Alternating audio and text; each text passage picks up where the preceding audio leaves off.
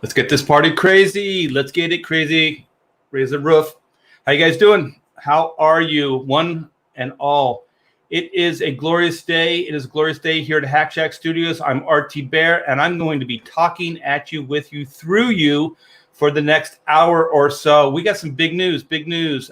Black and White Second Chance campaign going live tomorrow. Tomorrow. I love you. Tomorrow. You're always a day away. And I found this article. It's really, really fun. It's famous cars, most expensive cars. They're like movie cars and stuff like that. I love movie props. I love movie stuff. As you can tell by the Batman cowl behind us. Yes, that is an actual Batman movie prop from Batman Returns. Not Val Kilmer. What's his name? Oh, Michael Keaton. Michael Keaton actually had his orb, his head, his big fat Hollywood head in that mask. His big head. All those actors have big heads. You know why? Because they're popular and people love them. Yeah, I want to be one of those people. I want to have a big, huge head, a celebrity head. That's what I should call it, celebrity head. That's what I want. We got Billy Ray Trojan. How self? That's a Chrono joke. We have Marshal Law. Wasn't there a comic book called Marshal Law? What the heck? Who put that out? Marshal Law. Was that heavy metal? Was that a heavy metal magazine, Marshal Law? I remember that artwork was just crazy. Crazy go nuts. How are you? I am doing fine, my friend. I hope you're doing well as well. Genuine Comics, awesome. Need to catch up on the remastered Black and White. Well, everything you wanted to know about Black and White, but were afraid to ask, I am going to let you know today. My wife Pamela, the lovely Mrs. Thibert, and I have been putting the finishing touches on the Indiegogo campaign, which is going to launch tomorrow morning. We're thinking around 11 o'clock, but you early signer-uppers, you pre-launchers will have access. You will have access early, and we're going to have a killer early bird special, a killer one. So if you guys are into saving some greenbacks, then get in early. And if you pre-launch, we are going to give you a time to come in before anybody else does. Hopefully we can work all that out. We are old and our skills are limited. Yes, indeedy do. Oh my gosh. This is so much fun just to not be doing what I was doing, you guys. Hanging out is good. It's good for the soul. It's good for the soul. Okay, we have Genuine Comics. I already read that. I like that question, though. That's what got me going. Shadow Hawk, quite a celebrity in the chat. We got Shadow Hawk. Hey. We've come to snuff Artie Bear. Oh, yeah, Artie Bear. Can't back till Friday, but I'm in for one of the upper tiers. Well, thank you so much. And, yeah, so we're launching tomorrow. And, yeah, Friday we should still be going. I don't think it's a one-day campaign. So thank you so much, man. I do appreciate that, or at least a thanks in advance. Upper tier, man. Upper tier has I'm going to go over it, but it has some killer goodies. And what we're trying to do as much as possible, we're trying to emulate the original campaign with a twist. So the twist is the new artwork that I've teased a couple times, which I should actually show you guys again. This was very impromptu. I just had to stop my day and hang out with you guys. Oh yeah, that's it. Oh, it was epic. Oh, okay. It was like one of these.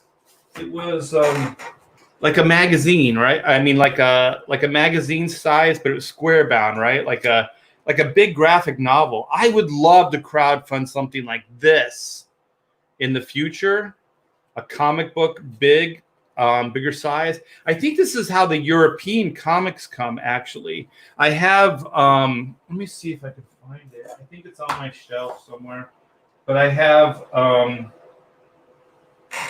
Mobius Epic books. And I think even Humberto Ramos put out a book that was in that format. yeah, that stuff was that was killer, man. Marshal Law was a pretty cool book. I enjoyed it. I have it somewhere. RT Bear, Arnold S. How are you, man? Hell Brethren. What's up, Oni64? We got SpiritScar, one of my faves. Don't ever change your image, because I always know it's you by that face. What is that from? It looks really familiar, but I don't know what that's from. I signed up early, Shadowhawk. Cool. Yeah, so if you guys haven't signed up, we have today that you can still sign up to get a free trading card. So if you sign up for the pre-launch Black and White Second Chance Volume 1 campaign, you'll get a free trading card if you back a tier, and you will get access, early access to the site before anybody else. Like I said, that's what we're planning, and hopefully we'll be able to pull that off. So I believe what we'll do is we'll just give you an email probably tonight and give you a time to come in and do some shopping. It'll be like shopping without anybody in the store. It's going to be that kind of idea. So yeah, go sign up now, you guys. We have like 500 people already signed up. So I'm really, really happy with that. That does help the first day business. And it also helps us, like the more traction we can get on the site, the higher the algorithms go for Indiegogo, which looks good when people are trying to find new projects. We got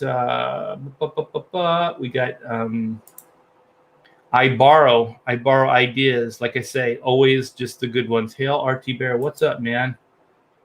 What time will be launch time? I think for the general pop, it'll be around 11 o'clock Pacific Standard Time. So what is that?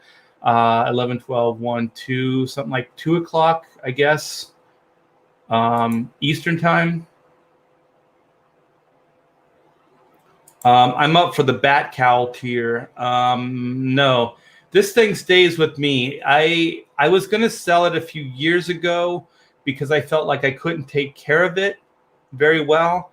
And then I was invited to a Warner Brother like Batman archive on the movie set there on the Warner Brothers backlot, and I got to see their Batman Returns cowl that they had in their whatever they call it, in their vaults, and it's in worse shape than mine. Like, it's in really, really bad shape. So this cowl right here is in really good shape.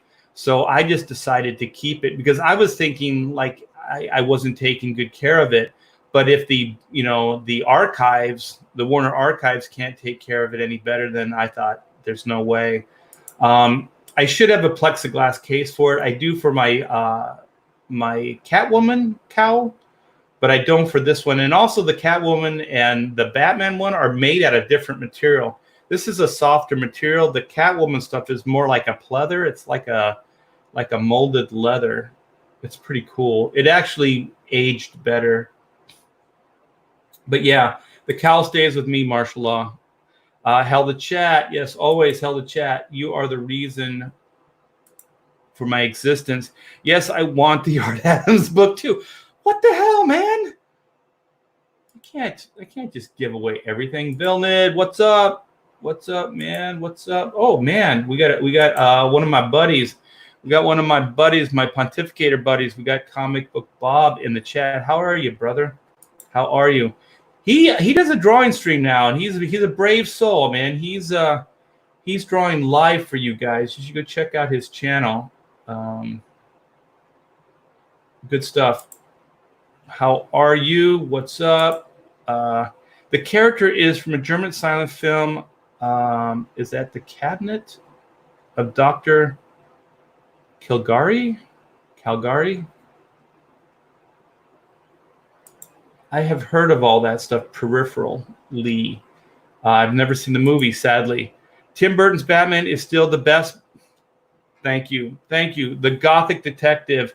The audience was introduced to Batman as his enemies were Mysterious Dark Force of Nature. I liked that. I like that idea. I think they could do it much, much better now, but I really, really like that idea where they just thought he was kind of supernatural. They didn't know if he was man or myth. And I liked that. If you brought more, I mean, there's a lot of detective work in that movie too, but if you could bring more detective work into it, I think you'd have a movie. I think they should go back to that a little bit. And I still do like the idea of creating an entire universe for the hero to exist in versus the real world. I thought that was pretty brave. And I thought it was a good idea for a comic book movie. So already the visuals, it's saying, don't relate this to the real world. You know what I mean? It's a silly concept. It's a guy dressed like a bat. And this is an imaginary world. This is an imaginary take on our world. And I thought by just setting it up that way, you didn't scrutinize it the same way you would if it was in the real world. I thought the Superman films worked that way, but the Batman film, there's a lot more, dare I say, silliness going on. So I thought it worked. I thought it worked really well. Will you do a launch stream? Yeah. Hold on. I'm going to pause or mute this. It's allergy season. Yeah, I am going to try. I'm going to send a bunch of messages out tonight and see who's willing to hang out with me for the next week or so. So yeah, definitely that's the plan. That's the plan to saturate you guys with this beautiful face. This beautiful face right here. You guys are going to get so sick of it for the next month. How could you ever look at this? A face only a mother could love. Hell Art, love the cowl. Yeah, I brought it for a show and I just kept it there and I thought it looks pretty cool. It looks pretty cool for the live streams. Marshal Law, busy in the chat. What was the last project you drew for the big two? Before I left and fully embraced Comicsgate, which I am glad I did, never look back, never give up, never surrender. This is a great place to be. Having said that, it was Super Sons, and it was one of the most beloved comics that DC was doing, and the sales proved it. I never got a lot of feedback directly from fans of a comic book in years, in decades, actually.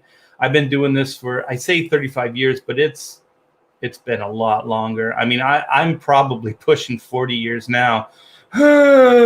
Pushing 40 years. I shouldn't do that because it actually scared me because I do look that old.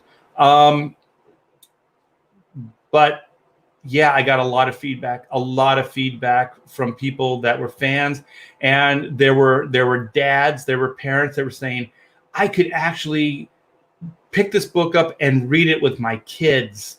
They love that idea. They love that idea of being able to share the book with their children.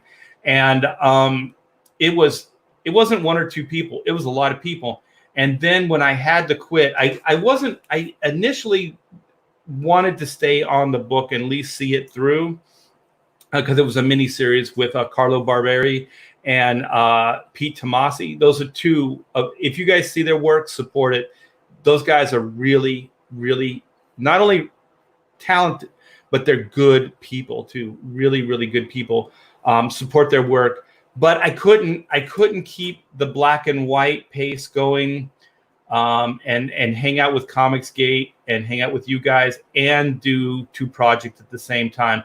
So I learned my limitations probably 2 or 3 months into it, where I tried to, keep the balancing act going, but the DC stuff was clearly winning, and that's not where I wanted my future to be. I wanted my future to be with you guys, hanging out and doing these crowdfund books, being able to create stuff from the heart.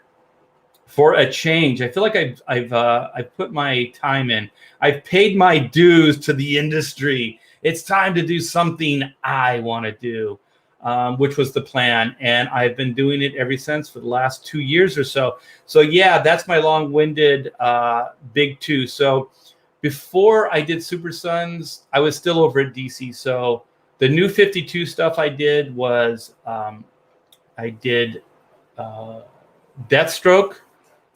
Deathstroke with Joe Bennett, and it was more like finishes. Joe, he was giving me like really loose pencils, but we were keeping the schedule, so that was a lot of fun. I didn't think I'd like that book because I'm not a big Deathstroke fan, but with Joe Bennett, and I forget the writer now. I know he got a lot of slack. People didn't seem to like his work, but I really did. And for some reason now his name is slipping. He doesn't do a lot of comic book work, and he kind of left comic books. He was kind of a protege of Scott Snyder, and did the Gotham Knights or whatever with him. Oh gosh, I wish I could remember his name, but I cannot, so I apologize. And then I went on to Hawkman with Joe Bennett and Rob Liefeld writing, and Mark Polton was writing with Rob. Those are some good stories, man. I think when Rob plots and he works with somebody that does good dialogue and good characterization, I think it works. And Joe was just loving Rob's plots, because those layouts were amazing. And I was doing finishes on those as well. The Shadow of the Bat documentary about the making of the '89 Batman is phenomenal. Epic story on how they were trying to make the Batman film since late 70s era. Yeah. My roommate was John Moore, and John Moore was a screenwriter, TV writer, comic book writer, and he was Howard Chaykin's writing partner. He was also really good friends with Sam Hamm, and Sam Hamm wrote the first Batman screenplay. And I got access to that screenplay early on, and holy crap, it was really good. And also I read the screenplay for the second movie, which I think it would have been a better movie. They were going to introduce Robin in the movie, and Kim Basinger's Vicky Vale's character was still in the movie, and I thought it made a lot of sense that Vicky Vale would still be in the movie. And so Vicky Vale was kind of the liaisons to the kid, so it was kind of like a mother figure for the kid in the story. And I still remember it was the Joker, I believe, was maybe, you know what? Maybe Robin was in the first script. Maybe I'm confusing the two, because the Joker was the villain in it. So maybe either they brought the Joker back for the second script. I know I read the second script too, or maybe it was still the first one. But anyways, there's a scene where the Joker he's driving his car, like the Joker mobile. He's driving it all erratically, and he's like driving on sidewalks, and he's mowing down people, like complete anarchy. He doesn't care. He's driving through buildings, he's driving through people, cars, everything. And so the backstory was that there was going to be a big carnival or circus, and it was at the big Gotham kind of like Central Park area. It was all outdoor, and so they were setting up the trapeze acts and all that stuff, like the Flying Grace and stuff. And so the Joker, they were rehearsing. The family was rehearsing, the mom and dad. And so the Joker, they're up on the high wire, and the Joker accidentally kind of hit the pole that was holding up the high wire, and it moved. And so then one of them slipped and fell. And so then the Joker is just macabre. So he backs up the car, and he just keeps ramming the pole until the other one falls. And so that's like the Joker directly kills Dick Grayson's parents. And I think Dick Grayson was one of the he was originally cast as one of the Living Color actors. I think they were just kids at the time. They went on to like White Chicks and stuff. It was one of those, the Wayans. It was one of those guys that was going to play Robin. So I think it was, I want to say it was the second movie script, but maybe it was the first one, or the Joker was a villain in both movies at the time. But anyway, I thought it was a really cool scene. I thought it was a cool scene that the Joker's just like plowing through people, like just a massive body count, just to show how evil he was. But they left that to the Smilex gas at the end, which I don't think there's a body count, actually. I think he just slowly brings it into people, into the population, and they died, but there was a smaller body count. I think the climax was going to be his big ending. That's what I like about Batman Begins. It had a good look at the detective side of Batman, and the villains didn't know if he was human or something else. Yeah, like they did that whole scene, like, who are you, or whatever, you know, kind of thing. I thought that was pretty good. I think that's the way you need to play it. And there's one thing that Batman, the first Batman Begins, did well, and I liked it. And Lara Croft Tomb Raider was the first movie I saw that did that, where they took like a really like fantastic idea, and then they went into these locations, but these locations were like things that most people never get to see. They almost seem unreal, and they really anchored that movie in reality, but it was still a heightened reality. Like when they go to like Russia or whatever it is, and that frozen terrain, and then they had those all-terrain vehicles, you know, busting through the ice and just taking them on their way. And you could tell they were definitely in a different world almost. And the Chris Nolan films, I felt when they had Bruce Wayne travel, was it Tibet and those other places, those are real locations. So it anchored it in a reality, but it also was very heightened. It wasn't a world that we were real familiar with or had seen before. And I liked that idea, you know, with that, remember the ice was cracking when him and Ra's al Ghul were like, you know, working out and trying to learn how to fight. Ra's was teaching him how to fight. And then you hear that ice cracking. That really happened. Like that ice was cracking in real life. And I love that stuff. And one thing that gets overlooked, it's one of my favorite little beats. It's kind of a throwaway, but Bruce Wayne spends time on the street as a homeless person. So he gets to see some of the gray area mindset of what like a criminal's mindset, all the way down to like a street thief that steals just to survive, you know, just to eat and to live.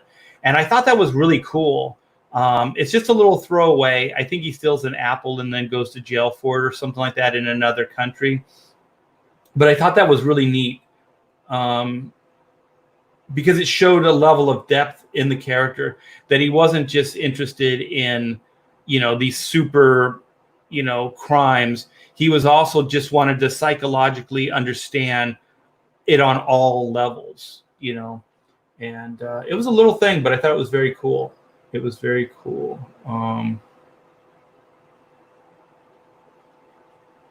Okay, let's see. Lord Crackhead, Jeremy 33. You've earned it. I hope so. I don't know if anything's really earned. I think you have to keep working. I think the reason I'm pushing 40 years in the industry is because I don't F around. I always try to do my best, and I always try to top myself. Even all these years, I try to do better work than I did previously. And also, it was funny. I had on Pontificators, I had Graham Nolan on, and we started professionally in the same year, and we started doing the math. And he says he's been in the industry for 35 years, and so was I. And then we started doing the math, and it was more like 38 years or something like that. But also, that's, for me, it was the time I spent in the mainstream. But I have 2 years in independence before that. So I'm really, really close to 40 years, you guys. So I'm old.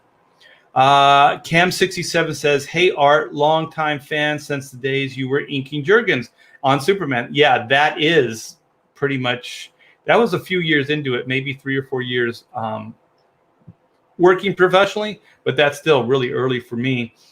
Glad you're doing your own thing now. Back to Chrono Mechanics. Yes, thank you so much, Cam. And looking forward to the black and white campaign. Just to back up for a minute on the Chrono Mechanics campaign, it's at the printer right now. It's been at the printer for a week or so, and it's being worked on as we speak. We should get the proofs pretty soon, probably next week, actually, end of next week. So then then they'll go into full production on it, and then we'll get the books back. So we should be fulfilling Chrono fairly soon. But also, you guys, we still have to get to 35K on the Chrono campaign, so you guys can get those patches. So I think we're just a few hundred away from that.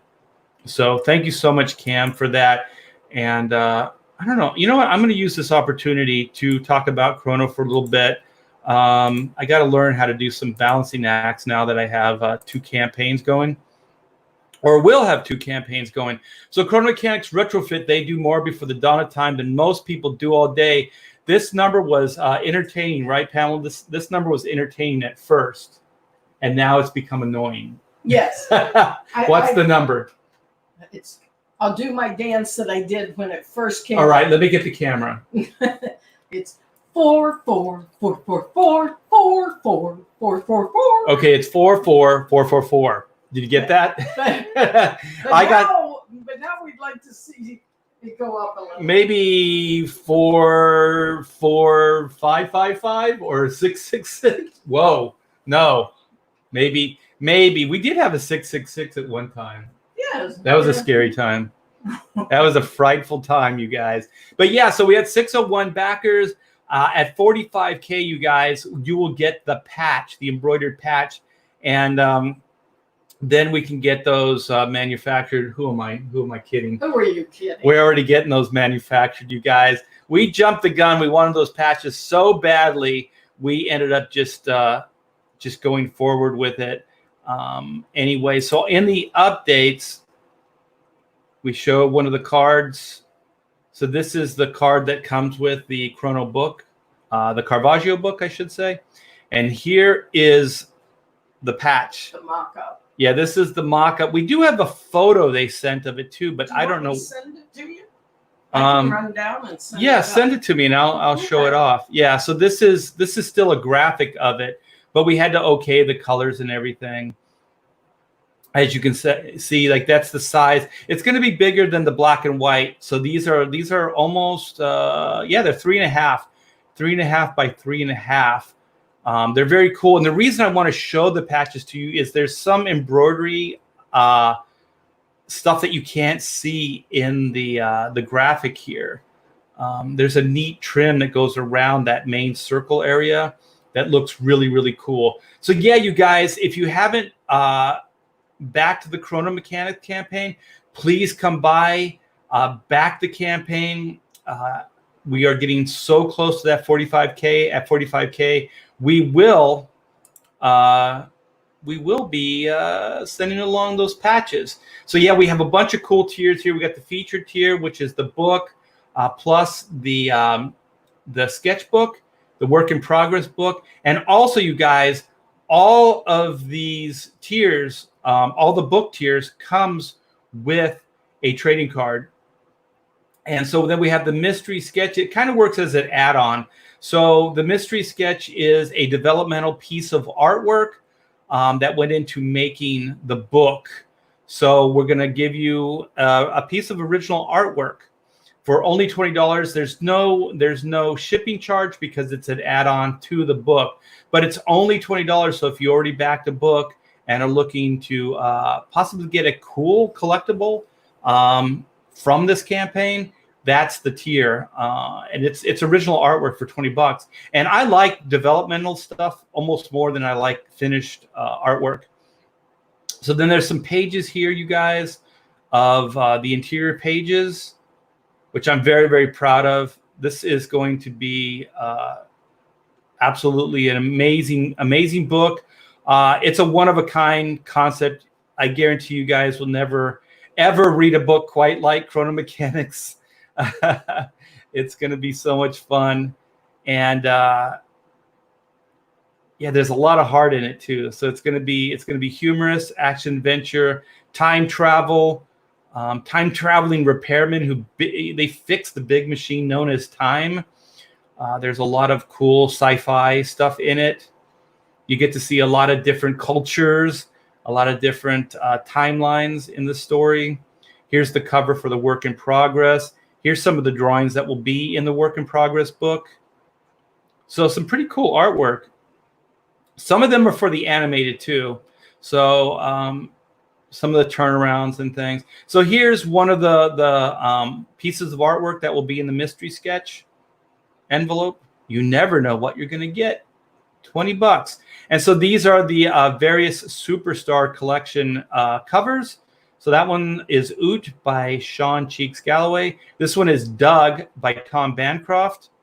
And this one is Zin by Aaron Lepresti. And this one right here is Caravaggio. Caravaggio. Hey, it's a me, Caravaggio. And this one's done by Carlo Barberi and myself.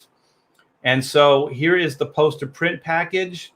We got the Doug World Tour poster.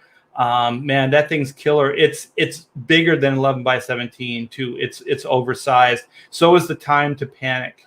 And then it comes with 4 mini posters. And then all the stretch goals. So here are the 4 trading cards. I worked up the graphics. These trading cards are at the printers right now. So we have these cards. Here's the one, the special one with the cover on it, which is at the 17K that we did. Here's the buttons. I showed those off. We already have the buttons made. I can show you some of those as well. So we got the buttons. I just grabbed a bunch of them. The studio here is looking like a warehouse. Hear that? That's the buttons. And so we got the Doug guitar pick, the lucky pick, which was cool. And so then we have the Golden Time card, which is 1 out of every 10 backers will get one of these Golden Time cards in their book. If you fill it out, sign it, send it back to us, you will get a free drawing of Doug on a 9x12 Bristol board, and I'll be doing those on the show. So you guys will get a free drawing. I was going to say you're going to get a free drawing absolutely free, but that'd be weird to say. I sent it. She sent it. So here's a good graphic of the patch. So did you send it through Messenger or through my email? Emails. Okay. I'm screen sharing, so I shouldn't do that. Let me come back. So that's the Chrono campaign, you guys. The link is in the description. Click the link. Go check it out. Get yourself a mystery sketch. Did you ever play Mystery Date when you were a little girl? Yes. I played Mystery Date, but we have a daughter, so when she was small, she had a Mystery Date game. And we played it for about 5 minutes and then got bored. You know what? When you're a kid, you look back at your life and you go, man, these Transformers toys were amazing. And then you have a kid and then you realize how quickly kids are interested in things and then lose interest in things. It's almost like on a monthly basis, right? Oh, yeah. Barbies were never, dolls and stuff were never Amanda's thing. She kind of had the Bratz. She did the Bratz thing for a while, and then she liked those Polly Pockets. I think Polly Pockets were her thing. Yeah, she liked those. She liked the miniature. Here, let me show off. Here, come here. This is Blackie the Cracky or Cracky the Blackie. This is Momo Kitty. This is Amanda's cat. Here he is. Say hi, Momo. Hi, Momo. What's up? Look at that face. Let's get a profile. Hello. Here. He's a great kid. He is a good kitty. Yeah. So let me see if I can find it without. I don't think I'll dox myself at this point because I'm not screen sharing.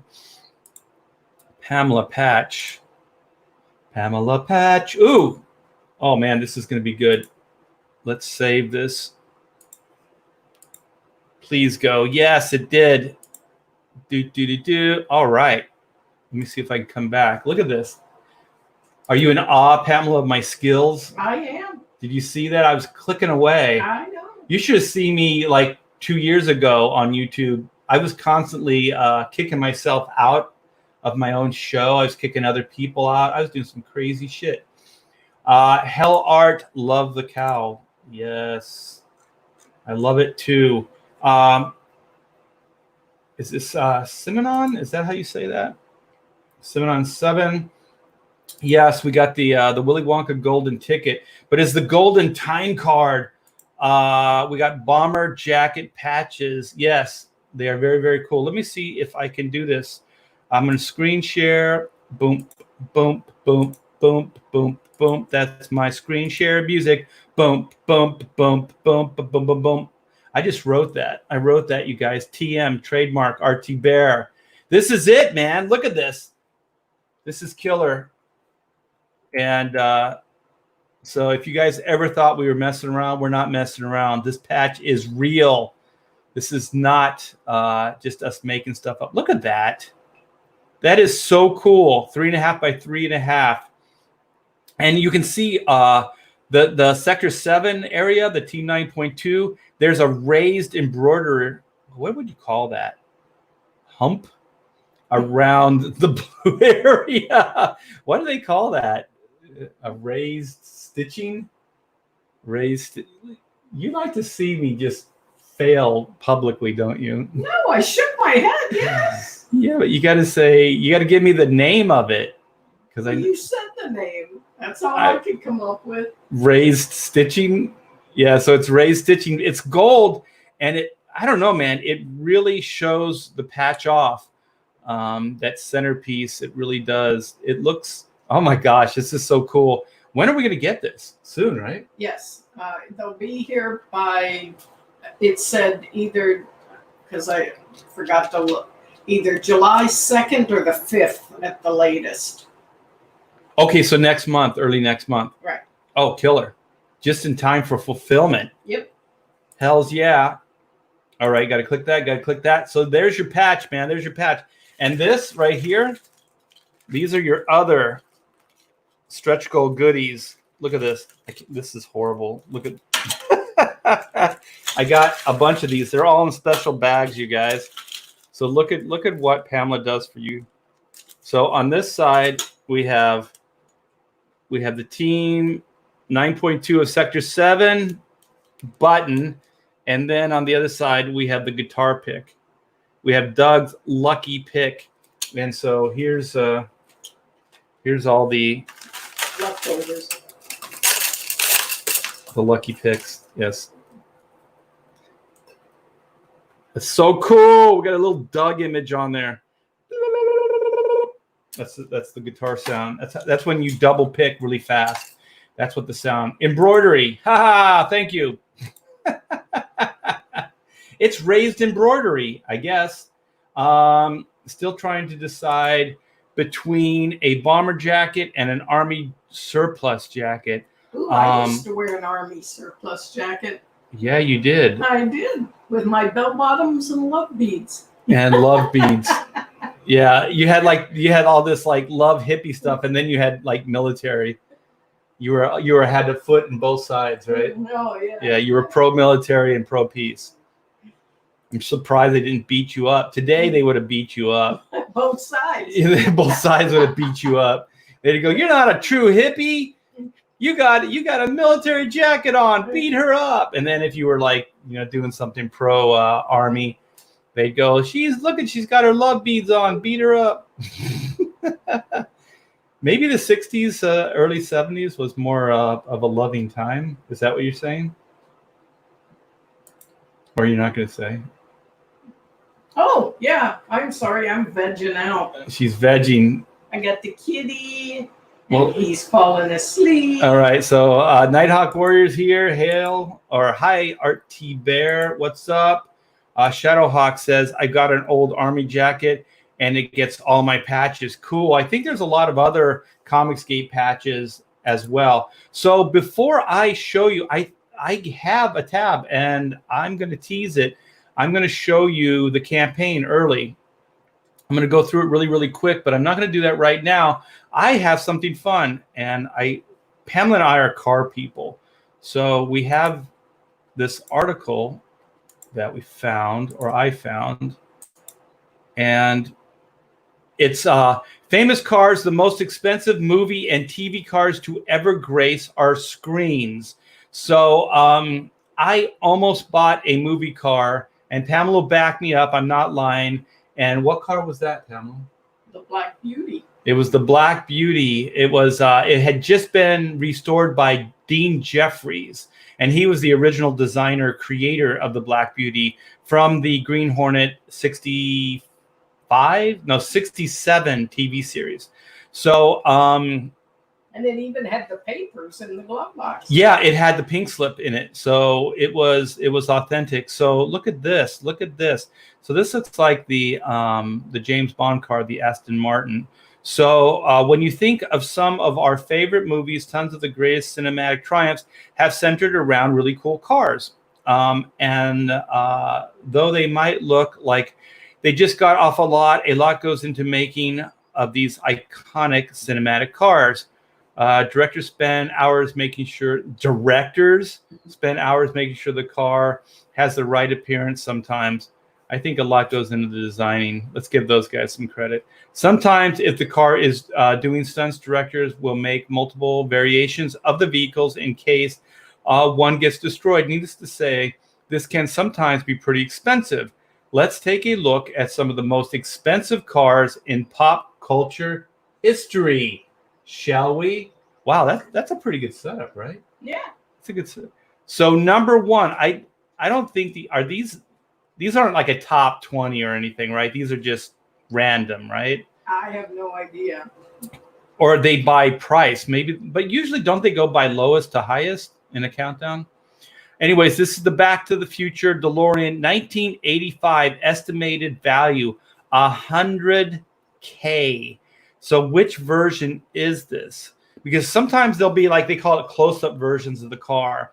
And those are the pristine versions, and there's stunt versions, and so on and so on. Most TV only has two versions. I know there were only two original versions of the Batmobile from the '66 show and of the Black Beauty from the Green Hornet show from the '60s. The fiberglass replica was necessary for fight scenes where the time machine. So this is a stunt car for $100K. Only 3 of these original DeLoreans exist.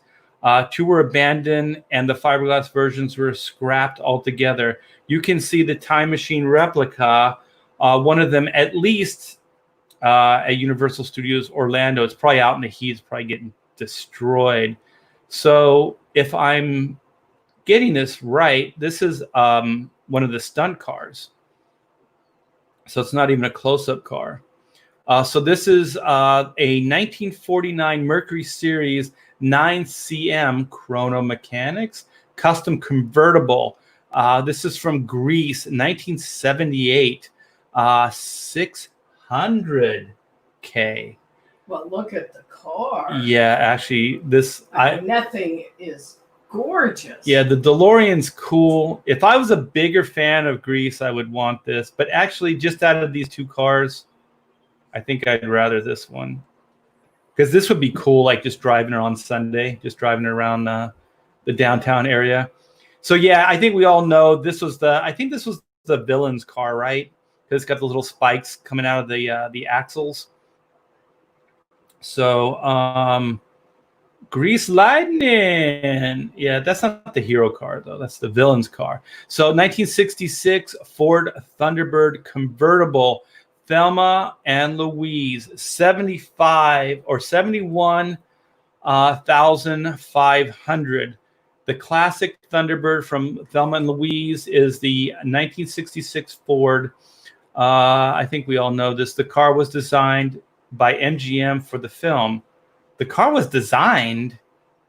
What did they do for the film? Later purchased by Barrett Jackson and placed up for sale. Was it customized somehow? It looks like it's pretty much just the car from that time.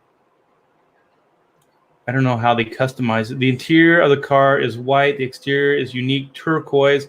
I think they came this way though in the day. Currently, it comes with actual letters of authenticity from MGM confirming the car is what Barrett Jackson says it is. From the extra thrill, the photo of Brad Pitt signing the rear seat armrest. So this comes with a Brad Pitt signature. Here's the DB5. This is the Aston Martin. I would want this. Definitely, I would want this. 6465. $4.6 million. This is from Goldfinger Thunderball. Man, that's expensive. Those are expensive cars to begin with, but holy crap. It looks like it's in good shape too. Aston Martin DB5 became one of the world's most famous cars as a result of the 64 Bond classic Goldfinger, and it appeared in Thunderball. A replica of the Grand Touring is on display at the International Spy Museum located in Washington, D.C. The car modifications and all was sold in 2010 to a car collector named Henry Yagi. He bought it for a whopping $4.6 million. The replica still has the gun barrels behind the front indicators, which pop out on command, as well as a bullet shield rear window. Oh my gosh, that would be cool. I would want either version. That would be cool. The machine guns would be kind of neat, though. The 1977 Pontiac Trans Am Smoking the Bandit, $76K. I think this is pretty much a stock Trans Am, but if it was actually used in the movie, that's cool. Burt Reynolds' career vaulted iconic heights, release of Smoking the Bandit, but the car he drove, a black gold Pontiac Firebird Trans Am, saw arguably greater fame in 77 Trans Am, had multiple duplicates made for the stunt heavy production. I wonder what was modified. It looks like a pretty much of a stock Trans Am. By the first filming wrap, there was only one surviving Trans Am. That was the original black and gold paint, and it is owned by an anonymous purchaser in Southern Florida. All in all, 3 Trans Am vehicles were obliterated during filming. That would be hard on a car, but I don't know. I think that's a pretty much stock Trans Am. 1940 Buick. What is that? You say that? Phaeton? Casablanca, 1940, only $500,000. The 1940s, and despite its age, it is only 42,000 miles on the odometer.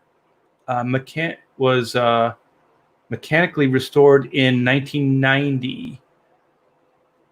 Now we're getting into some technical 3-speed manual transmission. The car's interior still has cigarette burns in the broadcloth from Humphrey Bogart's cigarette smoking. Oh, that's not cool, dude. What, were you putting your cigarettes out on the seats? That's not cool. That car looks badass, though. That's cool, man. I would want that car. The interior has water damage from the film as well. The piece of movie history crossed the auction block several years ago after Warner Brothers allowed it to be sold. It was sold at Christie's auction before being transferred to Bonins, who established the value at $500,000. That looks like a car you would spend $500,000 on. Volkswagen 63 Beetle. Herbie goes to Monte Carlo. I don't know, man. Herbie was quite a bit. That was a big part of my childhood. I love the Herbie movies. The Love Bug. 69, 126.5. Not a bad price, but I'll tell you, I know there were a million of these cars made. So I don't think there's a big rarity, but we'll read this. I haven't read this yet, but I've seen a bunch of these cars in various places. This iconic 1963 Volkswagen Beetle took some damage during the filming of the Herbie movies, but it was restored by Tony Alonso before it was purchased by Walt Disney in '68. There were 10 variations of the VW car, and all came with the painted on number 53, which came from Don Drysdale, a Dodger star. All they took is his number. That's cool, man. That car, I don't know, man. The way the 53 sets on and the racing stripes off to the one side, it's not down the middle, and the wheels and everything. I think this is cool. There's no way that car would have won any of those races, though. It's a Volkswagen engine. It's pretty much a modified lawnmower engine. They're all air-cooled. I don't think you're going to get much performance out of those cars in the real, against those cars that he was racing in those movies. Riverside Raceway. Wait, the car was one of several that filmed in Riverside Raceway. That's by my house. Located in Southern California, the official color of Herbie was pearl wise, in English pearl white, which was the original 1963 Volkswagen color. The color was made specifically pearlescent for the Herbie movies, particularly Herbie Fully Loaded. Didn't they do some kind of remake of this with that redheaded girl that went all crazy? The crazy redheaded girl. I think Michael Keaton was in that too. That's weird. Toyota Supra, Fast and Furious. So if there's any Fast and Furious people out there, $185,000. Wait a minute. How much was Herbie? Herbie's less. I would buy the Herbie car before this car. But this car would definitely outperform. We could fill up 5 of these lists with cars from Fast and Furious. This one is the Toyota Supra Paul Walker's character drove. It was one of his favorites. Look at that. Holy shit. That would definitely kick that love bug's ass in a heartbeat. The car was sold at an auction in 2001 for $185K. The 1993 Supra might be privately owned now, but it will be getting a reboot in the 2020 Fast and Furious. This 2020 Toyota Supra receiving a prominent place as a tribute to Walker. Yes, R.I.P. The original Batmobile. Now we're talking. Ooh, $4.6 million. I'm sorry, you guys. I cut to the chase. As seen in the Batman movie. Okay, did they make one just for the movie? Built by the famous designer George Barris, the original Batmobile was based off a 1955 Ford Lincoln Futura. I thought those windows were made for the Batmobile itself, but the actual Futura had those cockpit windows in there, so they didn't design those for the Batmobile. It was a good choice for the basic nuts and bolts of the car. The concept car was worth $250,000 at the time, but by the time it had become an iconic part of pop culture, the Batmobile is now worth $4.6 million. I could not afford this car. I would still want it though. Oh my gosh, the thing is awesome. The car was engineered with many special features and modifications courtesy Barris Company, Barris Custom Industries. Barris was selected by ABC for his stellar reputation Hollywood customizer. Barris creations would go on to inspire vehicles like Batman Begins and The Dark Knight. Ooh, I want those cars too. Okay, 1992 Peterbilt 379 Transformers, 1992. Estimated value $121K. The Transformers movie, most famous character Optimus Prime.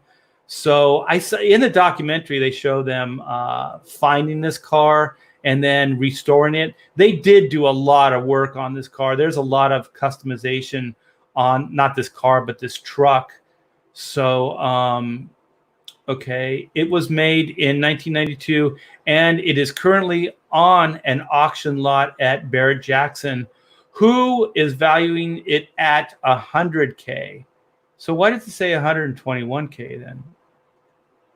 There it is, man. That thing looks pretty awesome. Yeah, they did a lot of work on that thing to make it look cool, because those trucks are they're really boxy, and I think they chose this design or this date because it had more personality to it.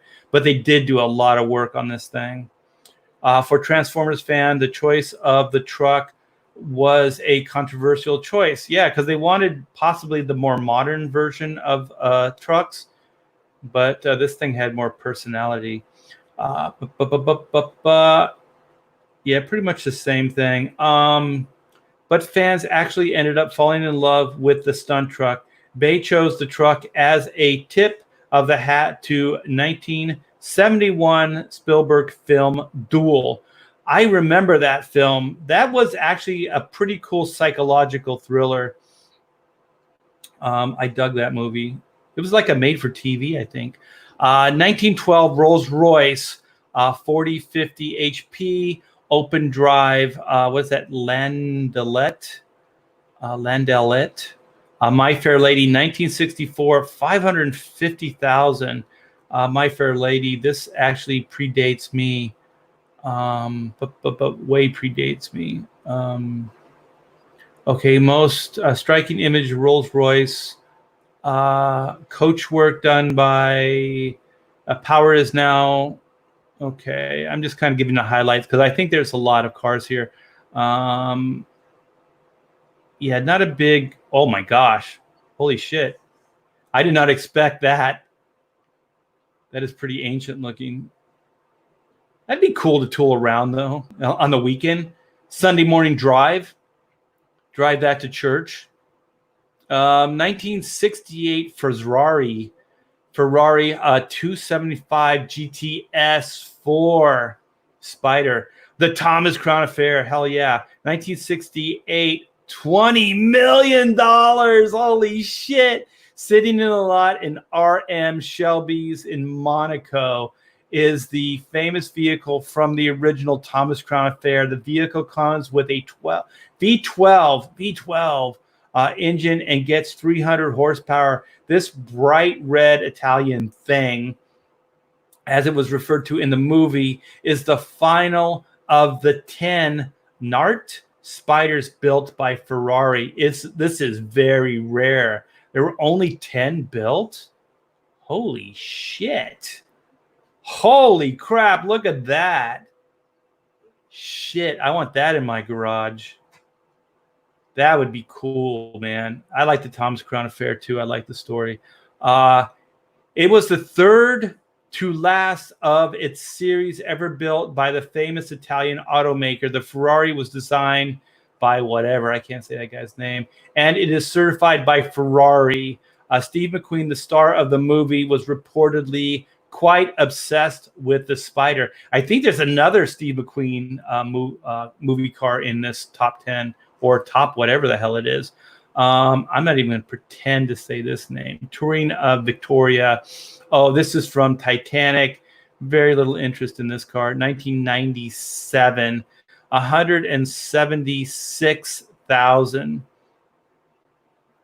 All right. It's pretty cool. It's really old looking. Oh, they actually brought this on the. Did they bring this on the boat too? Is this where they did the wild thing? Wasn't there a car that they did the whoopee? But the Victorian wasn't new to the film. It also appeared in Chaplin. Oh, so this thing has more movie history. Maybe I should read this.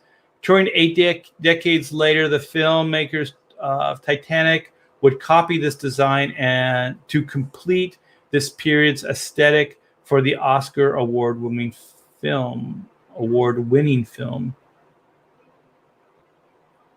Okay. So they said it was in the Chaplin film. Would that be the Robert Downey Jr. film? It served as set dressing for the biopic. It was, but it was more well known for Titanic. Ooh, replica had been placed in the movie The Italian Job. That remake of The Italian Job is pretty good too. 1969 Dodge Charger, aka the General Lee. This is 1968 to 1969. Oh, that's the car when the car was made. I was going to say the TV show isn't. The Dodge Charger, driven by those Duke boys, those damn Duke boys, was one of many, as fans of the show likely remember the Dukes. The Duke boys being pretty rough on their cars. The bright orange General Lee was based on the car owned by famed bootlegger Jerry Rushing. Rushing's car was named the Traveler, or just Traveler, which was General Robert E. Lee's favorite horse. Okay.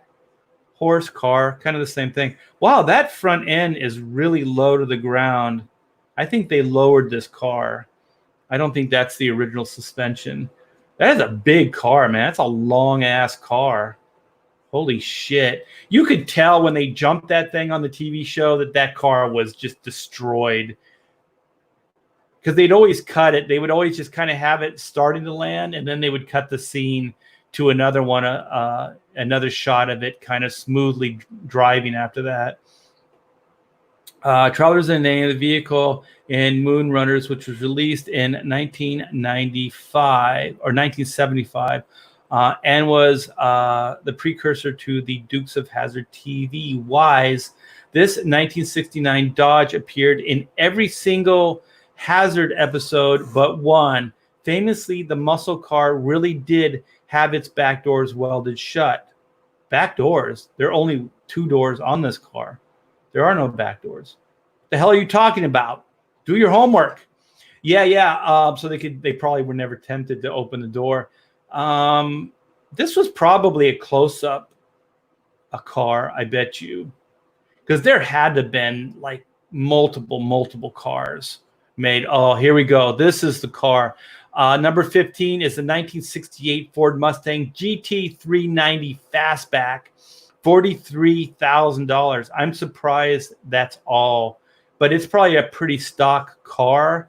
But let's read on. 1969 Ford Mustang Fastback, which appeared in the movie Bullet, was constructed in 1968 specifically for the film.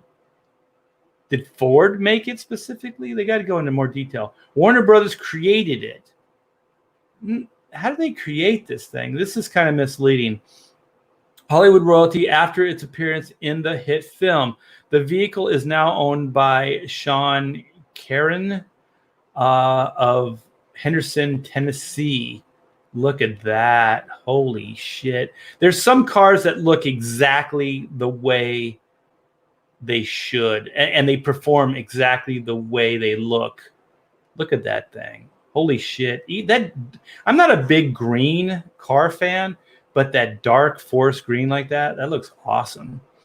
The Fastback was purposefully kept in a restorated, faded paint state. The Bullet Mustang, as it's known, was painted Highland green and driven by Steve McQueen. Under the hood, this classic car had a 6.4-liter V8 engine, getting 320 horsepower and 428 pound-feet of torque. The Bullet Mustang got 4,800 RPMs with top speed of 105 miles per hour. This car also in the movie kicked ass, man. I wish they'd say how many were made for the movie though, because I think it does add to the collectability. You know, how many were made, how many still exist, what condition they're in, you know, that type of thing. Okay, here is the 1967 Shelby Mustang from Gone in 60 Seconds, 1974 to 2000. $1 million? Really? $1 million for Gone in 60 Seconds. Okay. The classic film Gone in 60 Seconds, starring Nicolas Cage. I would spend that for this for the Bullet car, I think, before I did for this car. But anyway, that's just me. 1 million. Okay, so Nicolas Cage drove this. Slick cars, but none as beautiful as this 1971 Ford Mustang named Eleanor. Eleanor was customized specifically for the film, though her name was reused for the remake. All right, it's a cool looking car. I'll give it that. But what did it say? 1 million? I don't know. Would you guys pay $1 million for this car? I don't think I'd pay $1 million for this car. It's pretty badass, but also Gone in 60 Seconds was an okay film. The car kept their front bumpers from 71. However, the other retrofits, you could tell. Paint scheme, the Mark I, both Mustangs. Yeah, you can tell. Pony cars, but it doesn't say. They should really say how many cars were made. Okay, so this is Lexus concept car. Minority Report. Oh, cool. This car was cool. Okay, so this is $88K. Director Steven Spielberg requested a sci-fi Lexus specifically designed for his futuristic noir hit Minority Report. There's some really cool stuff in Minority Report. There's some really kind of stupid stuff as well, but I think overall the movie's kind of cool. He asked Harold Belker to design the concept car that would later be known as the Lexus 2054. He had Belker design the vehicle strictly to the specifications laid out in the original short story written by Philip K. Dick. I love Philip K. Dick. You guys all go read some Philip K. Dick. It's fun stuff. It's fun too when you read it because you know exactly when it was written, because it is definitely a sign of the time. Oh man, it says driven by Tom Cruise. I don't want that in the stupid window. I hope that can come out. If I buy this car, that's the first thing I'm going to do. I'm going to take that sticker off the window. That thing's cool looking, man. I think we should be driving around in cars like this, by the way. If they can design these, they can mass produce these. Why are we driving around in the stupid cars we are? Okay, Belker alongside California studio, was that Kelty? Created an advanced car that was crash proof and had biometric security systems. How do you have a car that's crash proof? The Lexus 2054 concept appeared at various advertising events. It also appeared in the movie The Island. The Island, I thought, was before Minority Report. Was it after? Though the variations of the car was painted blue as opposite to the red, or opposed to the red. Okay, so Lotus Esprit Coupe. Esprit 76, that was a good year. The Spy Who Loved Me, For Your Eyes Only, 1977, $1 million. I'm going to do some highlights because I don't know how many cars are in this. Was glamorous vehicle that had its own submarine built after it called the Wet Nelly. The coupe also appeared in For Your Eyes Only. That's pretty cool. I don't know about white, though. White's kind of boring. Cool car, though. Car's body was made out of fiberglass. It was driven by Roger Moore, and the wedge-shaped car had 6-cylinder engine under the hood. While the real Esprit couldn't transform into a sub, it has lasted throughout the ages. Elon Musk, the owner of Tesla, used its design to inspire his Cybertruck. I did not know that. I like the car. I just don't like the white. If I bought that car, I would paint it. 1961, that's a good year. That's the year I was born. Ferrari 250 GT California. Ferris Bueller Day Off. That's my Ferris Bueller music. 1961, Ferris Bueller's Day Off. $375,000. I could afford this, you guys. No, I couldn't. Not anymore. That'd be cool to have. This was a big part of the story. It's only $375,000 though. I got to read all the detail because if this would be a movie car I would want to buy. Ferris Bueller's Day Off, classic 1980s film, made even more iconic by the appearance of its gorgeous 61 Ferrari 250 GT, which still lives on as a bright red emblem of 80s fandom and youth. This Ferrari was so famous that it was inducted by the Smithsonian in their Historical Vehicle Hall of Fame back in 2018. Very cool, man. Yeah, it should be. Look at that thing. That looks badass. Badass. Under the hood, Bueller's car. Okay, we don't need a detail. So I take it there were probably only one. So this is in a Hall of Fame, though. So I don't think you can buy it, but I would. 1986 Ferrari Testarossa, Miami Vice. Sonny Crockett in TV's Miami Vice, the real Ferrari Testarossa. Okay, how many of these were made? They still don't say. Daytona Ferrari, that was based on a Corvette. So the show's creators agreed to blow up a Daytona on screen if Ferrari would give them 2 Testarossas. Man, didn't what's his name? Magnum PI drove something like this too, didn't he?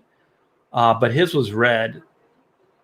There's a lot of white Ferraris. Ferrari agreed. Factory delivered the cars. The original vehicles were painted black by director's request that the Testarossa be painted in sleek white so as to make them more visible while filming after dark. Also, I think they would reflect a lot of the neon colors. The Beverly Hillbillies truck. This is only $275,000, 1993. Oh, it was for the movie, I think, not the original. For years, the Hillbillies truck occupied its own lot at the Ralph Forster Museum. The truck started off as a 1921 Oldsmobile Roadster. Later modified for the famous TV show, it was a gift from Ralph Forster Museum by Paul Henning, the producer of Beverly Hillbillies. Henning gifted the car to the museum because he had grown up near it. Oh, wait a minute. It said 1993. The TV series was in the 70s. I'm confused. I'll read on. The truck was then transferred to Barrett-Jackson's Auto Museum, where it sold for $275,000. The custom-made truck was one of the most famous parts of the show because of its customized chop shop appearance. It was one of the Barrett-Jackson's best sellers. All right, Pam, you gotta help me out. This says the year 1993, Beverly Hillbillies. The movie. It had to be the movie, right? Yeah. But then they said it was from the TV show. Maybe they used it for both. The same car, maybe? Maybe. I don't know why they would say 1993 then. And it's only $275,000, which for something as iconic as this, it seems like it would be more. Yeah. But anyway, I think he still lives in our neighborhood. What's his name? Jethro? Oh, Max Bear? Max Bear lives up the street from us. There's these like mansions that are up the street. It's a gated community, so don't go stalk him. Oh, okay. The Monkey Mobile. Here's your GTO, Pamela. 1966 Monkey Mobile, the Pontiac GTO, the Monkey's 1966. So this has got the year, right? I wonder, this is bugging me. 1993. That is weird. I'm yelling foul here, whoever wrote this up. 1963, the value is $396. You want to buy it? Let's do it. Known as the Monkey Mobile, the customized Pontiac GTO originated in the 1960s. In 1966, when it was first designed by Dean Jeffries. Dean Jeffries was the Black Beauty as well. So it's weird because that what is his name? George Barris gets a lot of credit for all the movie cars, but Gene Jeffries did a lot of them as well. It was originally designed for the TV show, but it later became part of the Monkeys movie. I didn't know there was a Monkeys movie. Did you know there was a Monkeys movie? No. Made 2 of the vehicles, one for filming and one as promo. Yeah, they did that. I think the Batmobile did one. They did 2 for the show. So one was the close-up vehicle and one was a stunt vehicle. And then I think they made 2 more for promotions. But they probably didn't do a lot of stunts in the Monkeys car. Oh man, they spray painted monkeys on it. Did the original car did it have monkeys on the side? Yeah, it did. There's one thing I never understood. They were supposed to be like poor, like musicians, starving musicians. They were playing like bar mitzvahs, and but they lived on the ocean. They lived on the ocean, and they had this car. Yeah, they weren't too poor. I was like, what? I'm yelling foul on that too. The GTO inspired a model kit, Products Corporation. The entity that employed Dean Jeffries sold 7 million copies of the Batmobile kits. Oh, the Monkey Mobile. So the monkeys. They made monkeys kits. So that's cool that he got a piece of the models. That's what it sounds like, right? That Dean Jeffries got a piece of the model kits. Yeah. That's pretty neat. What are your viewers? I don't know. Oh. I don't know. In fact, one of the Monkey Mobiles was bought by Batmobile designer George Barris, used it as a show car before auctioning it off. We have the Dodge Charger Fast 5. That's cool. I think Pamela came in here to tell me to speed it up. Bad Boys 2. What? Oh shit. Look at that. Holy crap. This Blackhawk 522.5. 500. Wow. I would, if I had the money, I'd buy this thing. Wow, this looks awesome. Blackhawk concept car was built in 2001 by Buick, and it's a combination of various previous Buicks. Holy shit. That thing was gorgeous. They shaved down the top. They shaved down all like the door handles and stuff. They took the bumpers off. They lowered the suspension. Wow, that looks cool, man. Okay, I'm going to buy that. The Chitty Bang Bang vehicle is almost $1 million. 1920. Where the heck is this thing? That's brightly colored, man. Were those wings? Wasn't that car supposed to fly? I don't know how that car could fly with those things. Ian Fleming, yeah, very little is known. Like that, very little people know that Ian Fleming, the creator of James Bond, created Chitty Bang Bang, the book, the novel. So Bang Bang Fleming's race car was inspired by the aero cars created by Count. What is this word, Pamela? Zabrowski in the early 20s. In fact, the Chitty Bang Bang original engine came from a Zeppelin. Did not know that.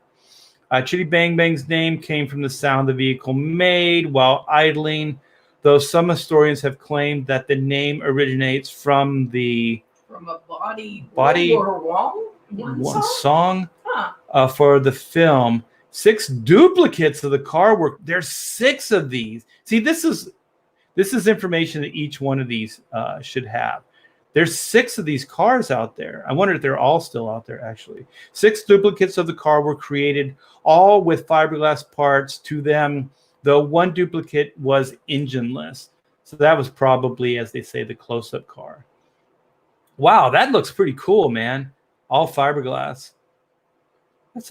That price seems around, fair. Chevrolet Camaro 77 Transformers. Okay, so that was the POS car, right? That they called it, that transformed into the Bumblebee, and then they upgraded it. Okay, so let's see what the price is on this. 167 sounds about right. You'd have to be a pretty big fan, I think, to buy that car. Animal House. Oh, look at that. The Lincoln. The suicide doors on that bad boy. That's cool. Okay, how much is this? $27K. I wonder, it's probably... There were a lot of Lincoln Continental. Yeah, I was going to say that it probably also is fairly stock. Lincoln Continental, the one that would be turned into the Deathmobile, was designed by Batmobile creator George Barris. The car, which was crashed by Tim Matheson in the film, was reportedly fun to crash, according to Matheson. Man, if somebody paid me money to crash a car, that'd be the best day ever. Matheson did his own stunts in the movie. He told USA Today that he grew up watching stunt guys on the Virginian and Bonanza. He's a kid actor. Do you know what famous cartoon character that he voiced? Mm-mm. Johnny Quest. Oh. Did you know that? Nope. Did not. Yes, he did. Okay, so let's go past. We got the 70s Dodge Charger, Fast and Furious. Man, there's a lot of Fast and Furious cars. All right, 67 Ford GT40. Where's the car's visual? Oh, that's tiny. Look how small that car is. Yeah. Either that or those guys are huge. That's pretty cool. What was this for? Le Mans. Oh, is that Le Mans? the Le Mans 1968? Steve McQueen. Steve McQueen's in a lot of these. $5 million? Yes. That looks like it'd be worth it. Golf lightweight racing car. It looks light. It looks fast. Look at that thing. Look at how low to the ground it is and how tiny it is. I hope they have a top speed in here. Late 60s before use in movies. It was mostly original looking GT40s currently in existence. Before Le Mans, it was raced by Jack. Ix. It also ran at Daytona before it was sold for use as a cinema car. A camera car, I'm sorry, by Solar Productions in 1970. Movie resulted in the car being bought and sold several times. It was restored in 2000 in detail. Wow, that car looks badass. I don't have $2.5 million though. Porsche 911 Turbo bad boys. What are you going to do? Weren't those just kind of glorified Volkswagens? Is that, or were those cars? Which square ones? The 914s were the Volkswagen. Yeah. Okay, these were cooler. They still look like Volkswagens to me. They look like cooler looking bugs. So bad boys. The Ecto 1. Oh, there we go. Only 130. We could buy that. 1984. The Ecto 1 Ghostbusters main vehicle and its classic part of the 1984 hit comedy. Ecto 1 even had its place in the 2016 remake. They didn't even make a new car for it. They used the original. What a bunch of bums who combined it with a hearse. Ecto 1 was designed by Stephen Dane, who was asked to build the car after Ivan Reitman, the director. It became the Ghostbusters symbol. The Ecto 1 is still in great shape after 30 years later. It spent some time at the Hollywood Gallery in the, Peterson Auto Museum in LA. This thing used to make the convention rounds too, like San Diego Convention, Comic-Con. They used to have this all the time there. The Audi S8 Ronin. Robert De Niro. This is 116K, 1998. Yeah, looks pretty stock. Yeah. Wow, how many are there? I'm going to have to start moving. American Graffiti. Well, there would be a car. Now that's a car. That would be a car. Let's see how much it is. That's the one that Harrison Ford drove, isn't it? Yeah. It's what it says. Okay. The coupe was chopped and turned into a hot rod and is driven by Harrison Ford in the final drag race. Bright yellow coupe is owned by Rick Figari. All right. That's a decent price, man. $52K? Yeah. Film history? I'm surprised that George Lucas doesn't own that. The Blues Mobile. This would be fun. Oh, it's only 24. But look at it, man. That's beat to shit. And I bet you there were a bunch of these made. Okay, so then we have the Ford Falcon from Mad Max. This looks like probably a fairly sought-after car. Wait, is that from the 76? It looks like it's in really good shape. It might have been the restored. Yeah, V8 Interceptor, supercharged Fury Road. Oh, wait. It was driven by Mad Max during the movie of the franchise, including the Fury Road remake. So it was in both cars. So maybe they kind of, because that paint job looks really good for a Mad Max movie. You can also spot the coupe in the video games. 73 Hardtop, 76 Mad Max art director, Melbourne, Australia, transformed. Okay. She's giving me the tumbler. There's the car. I want that car. Okay, it's $1 million. It would be worth it. I would drive over my neighbors. I'd get on the freeway and just drive over every car on the freeway. All right. Shag and Wagon, Dumb and Dumber. I would not want that at all. Mutts Cuts. That is a POS and a half. Let's see what the value is. $20K. No way. I wouldn't even pay $5K for that piece of GM Batmobile. What is a GM Batmobile? 66, $4.2 million. Oh, wait a minute. Batman Returns. Okay. And so Batman was in too. It was in both of them. I got to find out how many are made. He had transformed. Filmmakers gave 50-day deadline on him, would sell for $4. Okay. A Batmobile would be revamped for later films. The replicas would be made, but the iconic bears customized would influence for the future Batmobiles look. The Lincoln Futura, okay, whatever. How many were made? They don't say. The Eleanor, Gone in 60 Seconds. The Alfa Romero from The Graduate. It would look better without the top on. Mini Coupe from The Italian Job. I like the movie, but who cares? Gran Torino from Starsky and Hutch, $40K. We got to come on, catchupinvesting.com. All right. The Mustang to John Wick. That would be cool. Anyways, you guys, go check this out. I'm not sure how many. I didn't know there were this many cars in here. Microbus, Little Miss Sunshine, Shelby Coupe, Redline, Plymouth Fury, Mirthmobile, Wayne's World. Let's see how much the Mirthmobile is. 37. It's basically just an AMC Pacer, right? I think they might have painted those flames on the side. Okay. Studebaker. God, how many cars are in here? Holy shit, I'm sorry, you guys. I thought it was like a top 10 or top 20.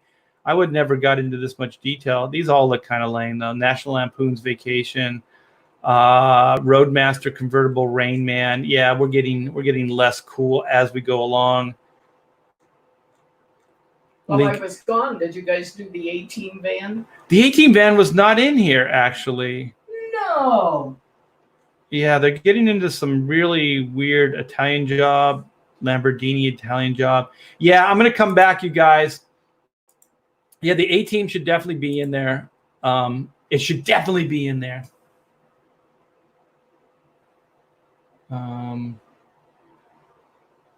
So let me go into the chat here. Did we freeze the chat? Oh, there it goes. Okay, the chat. I'm going back in time. Cool car. How is everybody doing? Cool car. Wow. Yes, the DeLorean. The Munsters vehicle was in there either. I hope to see the Munsters car. I didn't see that in the list. We went even into the top 50. It wasn't in there. That's BS, man. That is BS. Okay. That page. There's a lot that should have been higher up in there. I agree. Sketch Therapy is in the chat. How are you? We have Agent DeCampo is in the chat. Look, Kurt's name. He said he was going to go on. Kurt Wyndham? Yeah. Man, I know he would love that Fast and Furious car. I think he owns a vintage Mustang. Art, the info in the article is horribly written by someone that knows nothing about cars. I concur. If I did that article, I'd get into way more detail. Batman is right behind you. Watch out. Yeah, he is. He is behind me. Okay, well, that's too much light. Okay, so let's get into the black and white stuff. So you guys, it brings me much joy. We are going to launch tomorrow, 11 o'clock Pacific Standard Time, the Black and White Volume 2 Second Chance campaign. So if you guys missed out on the first campaign, then please come by, pick up a book. And there's a lot of extra stuff too. So if you did get the original book, we have poster prints. We have a few extras that are unique just to this this campaign. So you can pick up one of the prints, the oversized, gigantic, I think is what we're calling the print. We're going to have that. You know what? I think I'm just going to show it. I'm going to show it real quick. The site itself. Oh, there it goes. My computer's kind of freezing up. It's being weird. I'm going to close out some of these tabs just so let's do this. Okay, so I'm going to screen share. Clickety click, clickety clack. Let's go. Boom. Okay, Black and White Volume 1. So this is still under construction, you guys. So this is what we have so far. So this is kind of a behind the scenes of the campaign itself. So we have the Black and White Second Chance. This is the graphic. We have a short summary. We have the featured items, which is 3 comics plus the poster. So we have 3 various covers. We're going to have the standard cover. We're going to have the Grey Capullo cover variant, and we are going to have the Vampirilla Black and White cover along with the poster, which is called the Total Annihilation, the Total Bot Annihilation poster. And so that's going to come with that tier as well. And here is the poster. This thing came out so cool. Colors by the great Kyle Ritter. Kyle Ritter. I'm getting a little tongue-tied. And yeah, it came out amazing, you guys. And this is going to be oversized. So this is going to be way bigger than 11 by 17. Let's see if we have the actual size. 24 by 36. The Total Bot Annihilation poster that we are going to have. And that is the second tier. Well, actually, it's the third tier. The second tier is the book itself. And keep in mind, all of these books are going to be signed by myself, and the standard edition and the Grey Capullo edition will be signed by the entire creative cast. So we have myself, we have Taylor Grosso, my co-writer, and Pamela Thibert, who edited and did contribute to some of the writing as well. So you're going to get all those signatures in those. So then, yeah, we got the Total Bot Annihilation. And then we have all the books come with the trading card. So to commemorate this campaign, all of the tiers will come with the trading card, which is the Total Bot Annihilation artwork. And then so we have the Vampirilla Black and White cover. We have the Grey Capullo, which we did a count. We have very, very little. I think we have 120 of these books, you guys. So they're very, very limited. So then we have some of the interior pages so you guys can refresh your memory of what the book looks like. And then we have the Grey Capullo variant. And then we have the Black and White Vampirilla cover. So that pretty much wraps it up. We have the cover itself. I'm going to have a drawing tier. I'm going to do a new drawing for this campaign of both Black and White. I think they're going to be add-ons as well. The poster, the poster's not an add-on, but we're going to have all the stretch goals.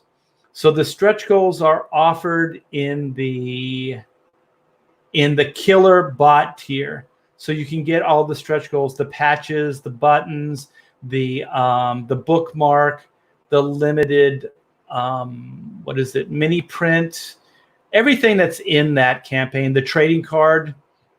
Yeah, all that stuff will be in there. So yeah, you guys, we are going to go live tomorrow. It's going to be a big day for me.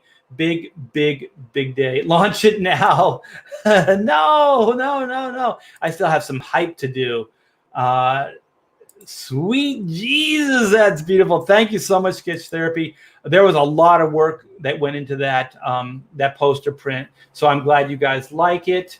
Yeah, Pam's she's gonna sign those books up and launch it now. We got some chance for launch it now. Launch it now.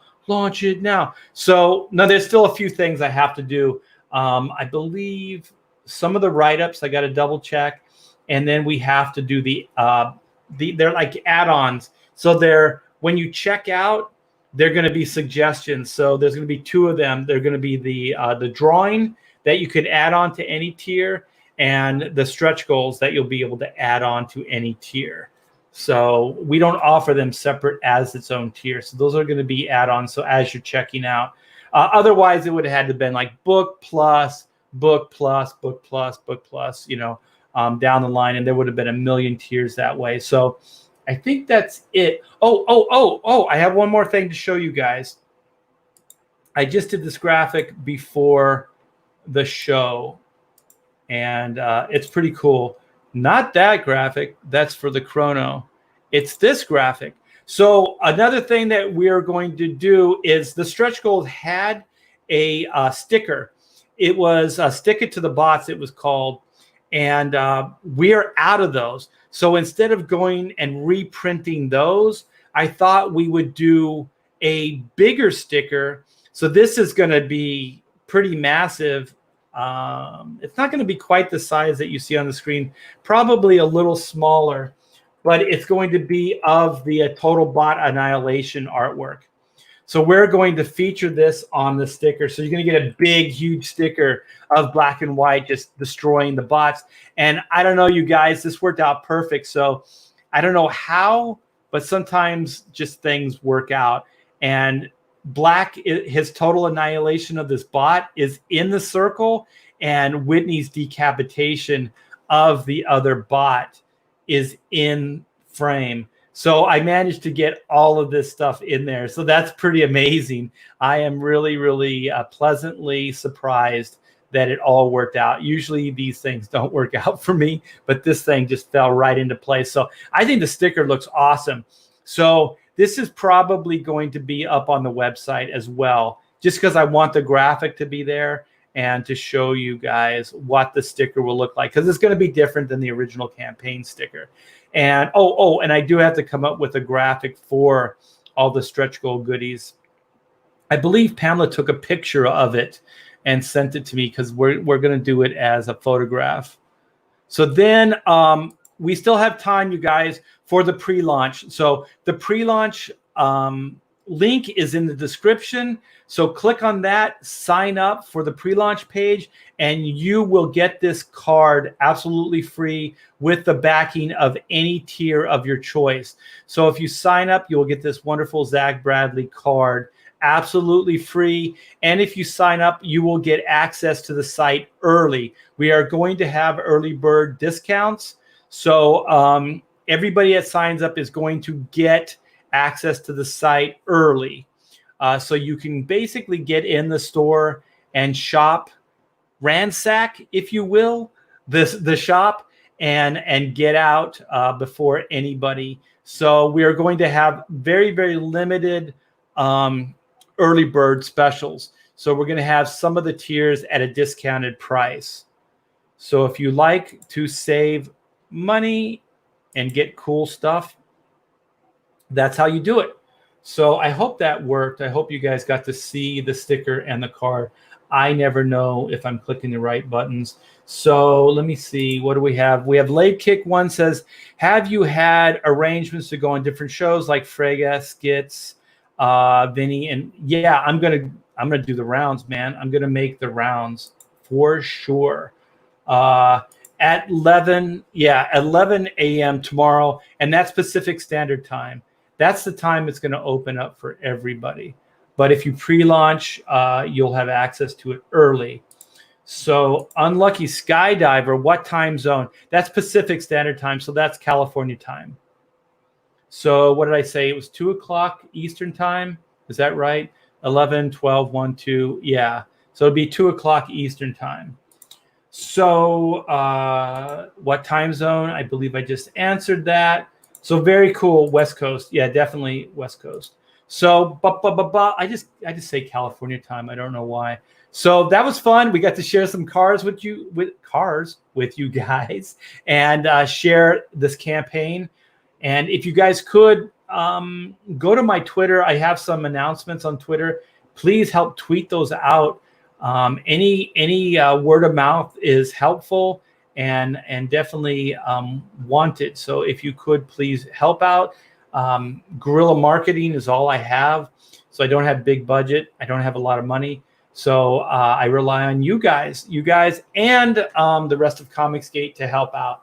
And so far, man, so good. We have quite a killer network of stuff. I believe I'm going to go on Billy Tucci's show as well. So I do have plans on going on to other people's programs and promote like heck. So the next month, you guys are going to get so sick of me. I'm going to be on everybody's show talking about Black and White. The second launch campaign, second chance campaign, I should say. It's the Volume 1 book. And I did have some people ask about the Volume 2 campaign, which I am writing now and doing layouts for. The story is going to be killer, you guys. It's going to be killer. I can't wait to get into full production on that. I'm hoping to get a lot of it done before I launch. So I'm thinking of launching the end of summer, possibly early September. It depends on how it progresses, but that's the idea for Volume 2.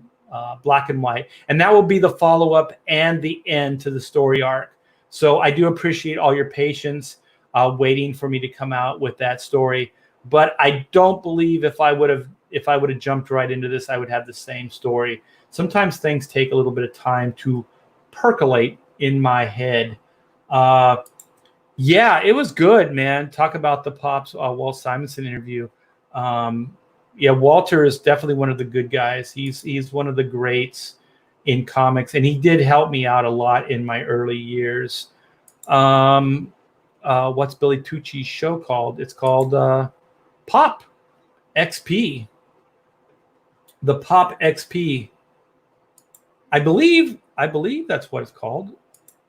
I could be mistaken. Or it's just Billy Tucci. His YouTube. It's his YouTube channel. So I think that's it.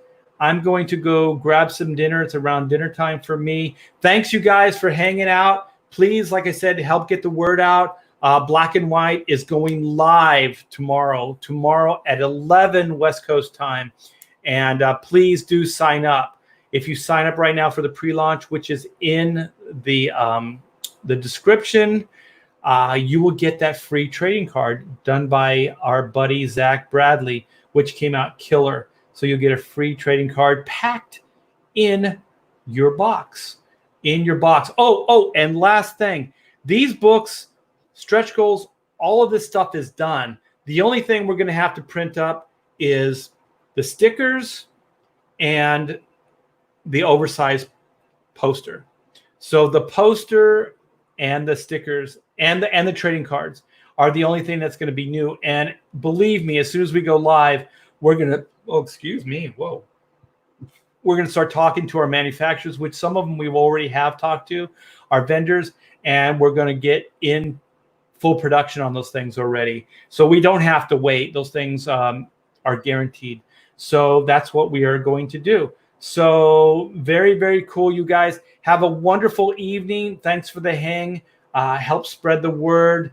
And and be cool to each other, man. There's a lot of crazy shit going on. Be good to each other, for goodness sake. All right. Take care.